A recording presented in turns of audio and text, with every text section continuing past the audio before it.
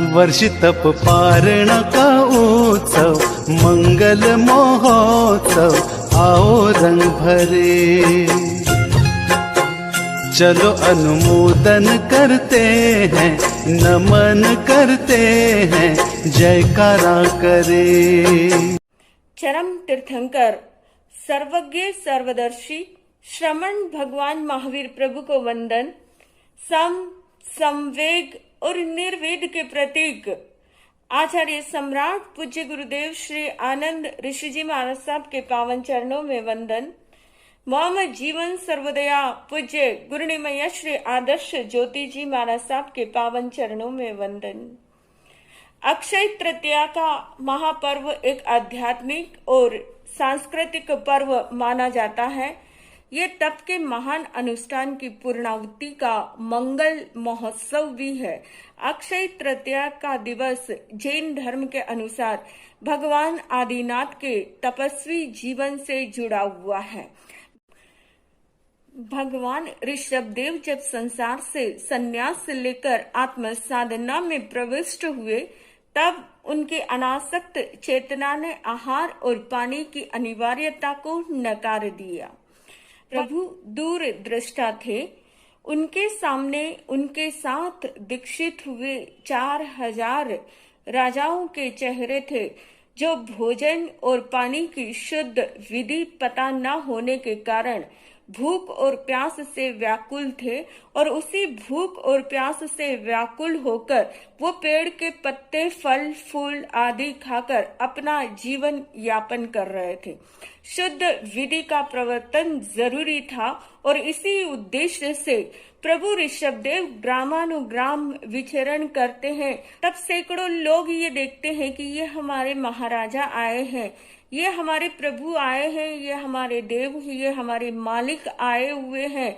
ऐसा कहकर भगवान के चरणों में पहुंचते हैं। कोई हीरे माणक मोती आदि उनके श्री चरणों में चढ़ाते हैं, तो कोई बहुमूल्य वस्तुएं उनके श्री चरणों में चढ़ाते हैं, और कई लोग ऐसे आते हैं कि अपनी सुंदर कन्याओं को लेकर आते और कहते हैं कि हमारे मालिक इसे ग्रहण कर लीजिए।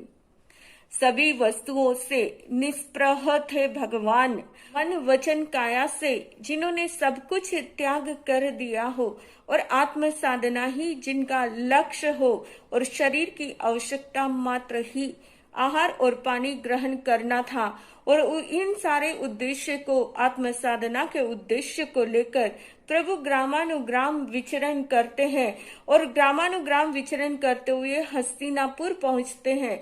और हस्तिनापुर के राजमहल के गवाक्ष में राजा श्रेयांश अपने नगर को निहार रहे थे कि एकाएक उनकी दृष्टि ऐसे मुनिराज पे पड़ती है कि जिनका अपूर्व चेहरा था, अपूर्व ओज, ऐसी तेजस्विता कि देखते ही देखते उनके दर्शन मात्र से उनको सम्यक बोध हुआ, और उस सम्यक बोध के प्रभाव से जाति स्मरण ज्ञान हुआ।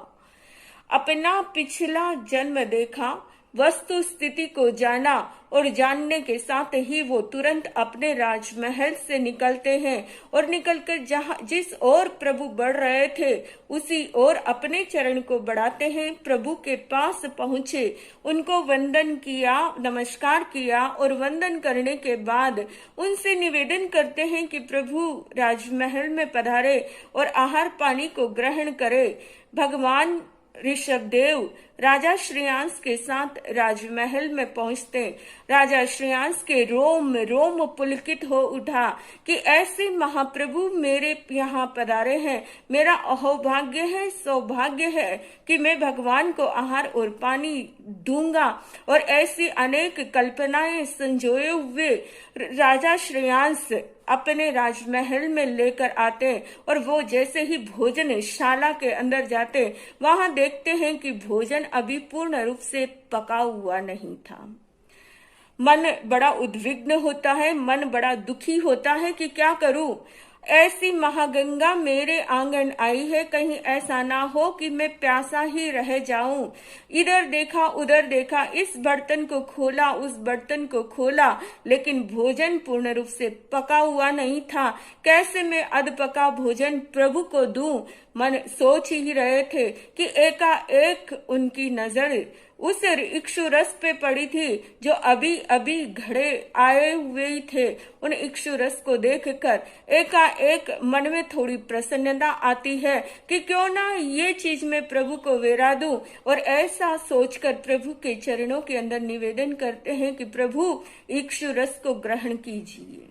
प्रभु अपनी अंजलिबद्ध करते हैं और राजा श्रेयांस जो जिनका रोम रोम पुलकित हो उठा वो घड़े को उठाते हैं और प्रभु की अंजलि में वो इक्षु रस वेराते हैं और प्रभु उस इक्षु रस को ग्रहण करते हैं। जैसे ही इक्षु रस को ग्रहण करते हैं कि 400 दिन की तपस्या थी प्रभु की। 400 दिन तक उन्होंने न आहार को ग्रहण किया न पानी को ग्रहण किया।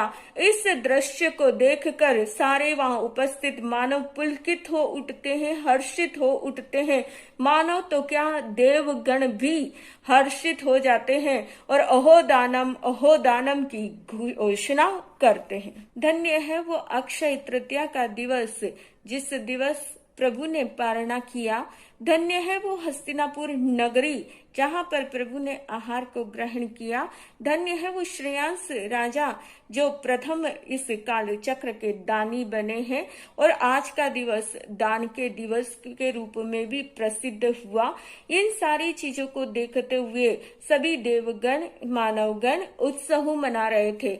इस काल चक्र का ये पहला उत्सव है क्योंकि जब भगवान ऋषभदेव ने दीक्षा ली थी तब हजारों लोग रो पड़े थे कि मेरे मालिक मेरे नाथ हमें छोड़कर जा रहे हैं, हम अब किसके सहारे जिएंगे, क्योंकि हमारे मालिक ने ही हमें जीवन जीने की कला सिखाई थी कि अस्सी मसी और कृषि ये तीनों चीजें देकर महाराजा ऋषभदेव ने जीवन जीने की कला सिखाई।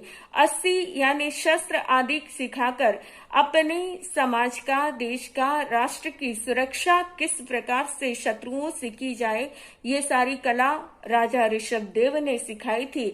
मसी कला सिखाकर व्यापार आदि किस प्रकार से करना चाहिए, लेखन कार्य किस प्रकार से करना चाहिए, ये कार्य सब मसी कला से सिखाई थी। और कृषि कहते हैं कि देश का प्राण है। जहाँ कृषि नहीं है वो देश कंगाल है और जहाँ कृषि है वो देश संपन्न है। ऐसी संपन्नता की कला राजा ऋषभदेव ने सिखाई। जो अबोध जनता थी उस अबोध जनता को ये कला सिखाकर जीवन जीने का तरीका बताया था और जीवन जब जीने लगे तभी एकाएक राजा ऋषभदेव जब दीक्षित होते हैं तो संपूर्ण जनता दुखी हो जाती है, उद्विग्न हो जाती है कि अब हम किसके सहारे जिएंगे, कैसे जिएंगे। और उसके बाद और ज्यादा जब दुखी होती है कि हमारे मालिक, हमारे देवता हमसे भोजन नहीं ले रहे हैं, पानी नहीं ले रहे हैं, किसी भी प्रकार की वस्तु को ग्रहण नहीं कर रहे हैं, क्या वो हमसे नाराज हैं? ऐसा सोचकर दुखी होती है जनता पूरी। और कई लोग ऐसे हैं जिनकी आंखों में आंसू आ जाते हैं कि मेरे मालिक कुछ भी क्यों नहीं ले रहे हैं। लेकिन जैसे ही उन्हें पता लगा कि राजा श्रेयांस के द्वारा इक्षुरस को ग्रहण किया, सारी जनता हर्षित और उल्लासित होती है। बंधुओं, ये आज अक्षय तृतीया का दिवस जो अखंडता का दिवस है, नाम ही इसका अक्षय है जो कभी भी क्षय नहीं होती है। ज्योतिष शास्त्र के अंदर इस दिवस का विशेष महत्व होता है। कहा जाता है कि इस दिवस के अंदर किसी भी प्रकार से मुहूर्त पूछने की या जानने की जरूरत नहीं। ये संपूर्ण दिवस अपने आप में शुभ मुहूर्त है, शुभ दिन है, क्योंकि ये दिन जो है वो दान का दिवस है, ये दिन देने का दिवस है, ये दिन एक महातपस्वी के पारणे का दिवस है। कहा जाता है कि साधु संत तो भोजन करते हुए भी तपस्वी होते हैं और ऐसे ही महातपस्वी के पारणे का दिवस है ये अक्षय तृतीया का दिवस। ये अक्षय तृतीया का दिवस आपके जीवन के अंदर अक्षयता को लाए, अक्षय आनंद, अक्षय सुख को लेकर आए, यही हमारी मंगल कामना है। तेरा मासरी कठिन साधना, तेरा मासरी कठिन साधना, फिर आयो क्षण पावनियों, वर्षित तपरो पारणो आयो, रंग उड़ाओ केसरियों।